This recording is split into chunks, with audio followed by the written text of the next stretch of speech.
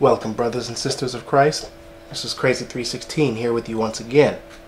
A fair warning to all the secularists, atheists, and homosexuals.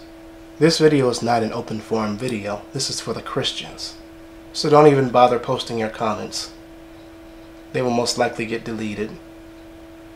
But you have the right to post your own videos on your own pages.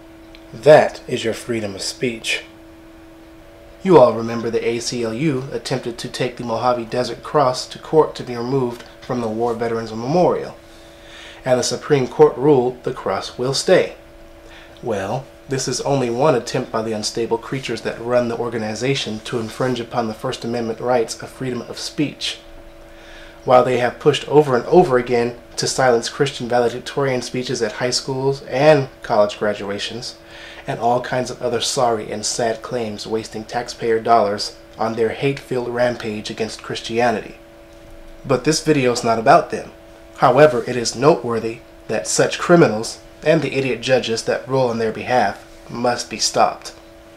The ruling was decided that the cross should stay because it was erected in 1934 by World War I veterans to honor all the war dead, all that gave the ultimate sacrifice for our country, and presents no breaking of the Constitution whatsoever. Even the Bible says in John 15:13, "Greater love hath no man than this, that a man lay down his life for his friends." After that ruling took effect, someone decided to take matters in their own hands. Watch this clip.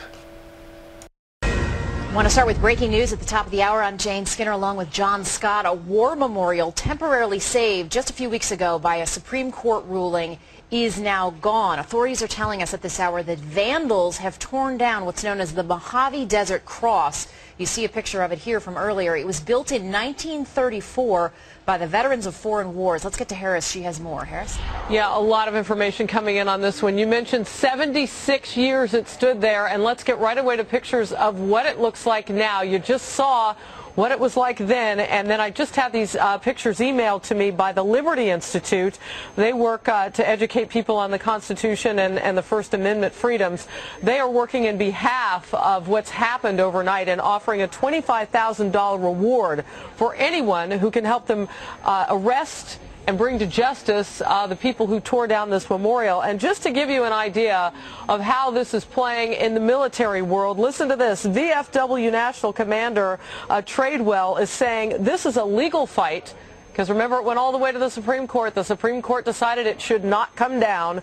This is a legal fight that a vandal just made personal to 50 million veterans, military personnel, and their families. And to think anybody can rationalize the desecration of a war memorial is sickening, and, quote, for them to believe they won't be apprehended is naive. That, again, is the national commander of the VFW. There are many military groups, as you might imagine, who are coming out in just dismay and disgust over this memorial being torn down.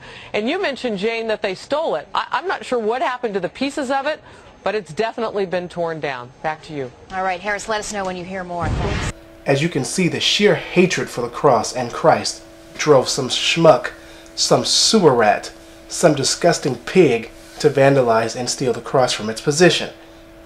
Notice, whenever you mention God, people act normal and aren't really so affected.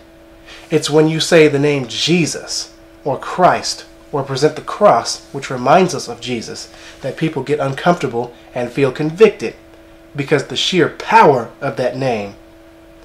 This low-life scumbag needs to be found and dealt with by the full hammer of the law, whether he or she or a crew were Satanists, atheists, agnostic, or homosexual. How dare you slap the veterans in the face that fought for this country so that you could have the privileges to mock the very thing they fought for: freedom, freedom of expression, freedom of religion, and freedom of speech, etc. The even more sad thing is the sheer one-sidedness of the ACLU's and other liberal elitist definition of freedom. Simply put, the grand design of liberal arguments goes as follows: shut up unless you agree with us. People like this must be put in their place to defend and protect true freedom, which is not the liberal definition of such. As always, silence is not an option. This is Crazy 316. I'm out.